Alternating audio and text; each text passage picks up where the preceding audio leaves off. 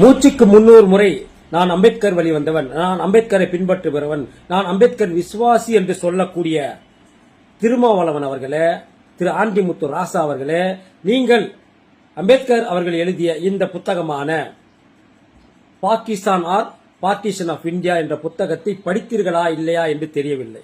படிக்கவில்லை என்றால் அதை தற்போது படித்து விடுங்கள். ஏனென்றால் மூடி மறைக்கப்பட்ட அம்பேத்கர் அவர்களின் மூடி மறைக்கப்பட்ட புத்தகங்களில் இந்த புத்தகமும் ஒரு புத்தகம். ஏனென்றால் இந்த புத்தகத்தில் தான் அம்பேத்கர் அவர்கள், அதாவது இந்த திருமாவளவரும் ஆண்டிமுத்து ராசாவும் தூக்கி பிடிக்கும் ஒரு மதமான இஸ்லாம் மதத்தை பற்றி, அதாவது நான் சொல்லலைங்க, திரும்ப சொல்றேன், நீங்க ஏதாவது கமெண்ட் போட்டா கூட அது எனக்கு பொருந்தாது, அது B.R. அம்பேத்கர் அவர்கள் தான் பொருந்தும். ஏன்னா இது எதுவுமே என்னுடைய கருத்து கிடையாது, இந்த புத்தகத்திலே அம்பேத்கர் அவர்கள் சொல்லிய கருத்துக்கள். அவர் என்ன சொல்றாருன்னா, மூட நம்பிக்கை என்பது இந்துக்கள்ல மட்டும் கிடையாது, அது இஸ்லாத்திலும் இருக்கு. என்னென்ன மூட நம்பிக்கை இருக்குன்னு விலாவரியா சொல்லியிருக்கிறார். அது மட்டுமல்லாமல் இஸ்லாமியர்கள் எப்படிப்பட்டவர்கள், அவர்கள் விசுவாசமாக இருப்பார்களா இருக்க மாட்டார்களா, அதை எதை வச்சு சொல்றாருன்னா, அவர் குறிப்பாக சொல்வது என்னவென்றால், இஸ்லாமியர்கள் வாழக்கூடிய நாடு, வேற்று மதத்தவர் அங்கு ஆட்சி புரிந்தால் அந்த நாட்டிற்கு அவர்கள் விசுவாசமாக இருக்க மாட்டார்கள். உதாரணமாக இந்தியாவில் உச்சபட்சமாக யார் அதிகாரத்தில் இருந்தாலும் அவர்கள் வேற்று மதத்தவராக இருந்தால் அந்த நாட்டிற்கு அவர்கள் விசுவாசமாக இருக்க மாட்டார்கள். அதற்கு மாறாக இஸ்லாமிய ஆட்சி அமைப்பதற்கு என்னென்னலாம் செய்ய வேண்டுமோ அதையெல்லாம் செய்யத்தான் இந்த இஸ்லாமியர்கள் பார்ப்பார்கள் என்று நான் சொல்லவில்லை, அம்பேத்கர் அவர்கள் அந்த புத்தகத்தில் தெளிவாக சொல்லியிருக்கிறார். அது மட்டுமல்லாமல் இந்துக்கள் எப்படிப்பட்டவர்களோ அதைவிட 2 மடங்கு மூட நம்பிக்கையிலும் சரி மற்ற விஷயங்களிலும் இவர்கள் இஸ்லாமியர்கள் ஆதிக்கம் செலுத்துபவர்களாக இருக்கிறார்கள். முக்கியமாக இந்த பர்தா விஷயத்துல பெண்களை அடிமைப்படுத்தி வைத்திருக்கிறது இந்த இஸ்லாம். அது மட்டுமல்லாமல் இந்த பர்தா அணிவதனால் அவர்களுக்கு ஏற்படும் எண்ணற்ற இன்னல்கள், நோய்கள், இதனால் குடும்ப பிரச்சனைகள், இதனால் அவர்களுக்கு மன அழுத்தம், இப்படி எல்லாம் அவர்களுக்கு வருகிறது.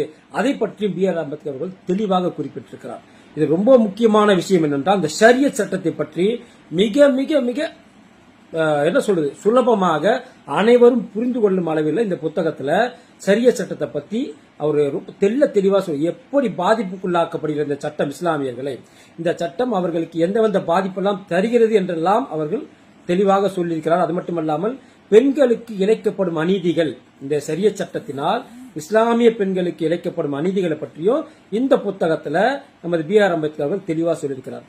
தான் ஏன் இந்து மதத்தை விட்டு இஸ்லாம் மதத்திற்கு போகாமல் புத்த மதத்திற்கு போனேன் என்று கூட அவர் சொல்லியிருக்கிறார். அதுக்கு சொல்லக்கூடிய காரணம் என்னன்னா, இந்து மதத்தில் எப்படி தீண்டாமை இருக்கிறதோ அதே போல இஸ்லாத்திலும் தீண்டாமை இருக்கிறது. நான் இஸ்லாத்தை தழுவினால் மட்டும் நான் மௌலி ஆகிவிட முடியுமா, நான் கிறிஸ்தவத்தை தழுவினால் மட்டும் நான் போப்பாண்டவர் ஆகி முடியுமா, இந்துக்களில் என்ன பிரச்சனைக்கோ அதேதான் இந்த 2 மதத்திலும் இருக்கிறது. எனவே 3வது மதமான நான் புத்த மதத்தை தேர்ந்தெடுக்கிறேன் என்று கூட தெளிவாக, அதாவது இந்தியாவில் இருக்கக்கூடிய இஸ்லாமியர்களின் மனநிலை எப்படி இருக்கிறது என்பதை இந்த புத்தகத்துல நமது B.R. அம்பேத்கர் அவர்கள் தெளிவா போட்டிருக்காங்க. இதை நான் சொல்லல, திரும்ப சொல்றேன், இந்த கருத்துக்கள் என்னுடைய கருத்துக்கள் கிடையாது. இது முழுக்க பாபா சாஹேப் அம்பேத்கர் அவர்கள் அவரது புத்தகத்தில் எழுதின இந்த கருத்துக்கள். இந்த புத்தகம் தான் மூடிக்கு மறைக்கப்பட்டிருக்கிறது. எண்ணற்ற புத்தகங்கள் நம்ம எல்லாம் படிச்சிருப்போம், ஆனா இந்த புத்தகத்தை தயவு செஞ்சு எல்லோரும் வாங்கி படிங்க. அப்பதான் இந்த திருமாவளவன், இந்த ராசா, இந்த தீக்காவை பின்பற்ற இந்த திமுக போன்றவர்கள்லாம் புரிந்து கொள்வார்கள். முதல்ல எங்கோ இருக்கக்கூடிய இந்தியாவிற்கும் இந்திய நாட்டிற்கும் சம்பந்தம் இல்லாத ஒரு 3வது மனிதனான கார்துவல் குறிப்பை வைத்துக் கொண்டு இந்த தீக்காவும் திமுகவும் இந்த ராசா, இந்த திருமாவளவன் போன்றவர்கள்லாம் எப்படியெல்லாம் இந்து மதத்தை கொச்சைப்படுத்தி வருகிறார்கள். ஆனால் நமது நாட்டைச் சேர்ந்த இந்தியாவை போற்றக்கூடிய சட்ட மாமேதை, நமது சட்டத்தை இயற்றியவர் இஸ்லாம் பற்றி எந்த அளவுக்கு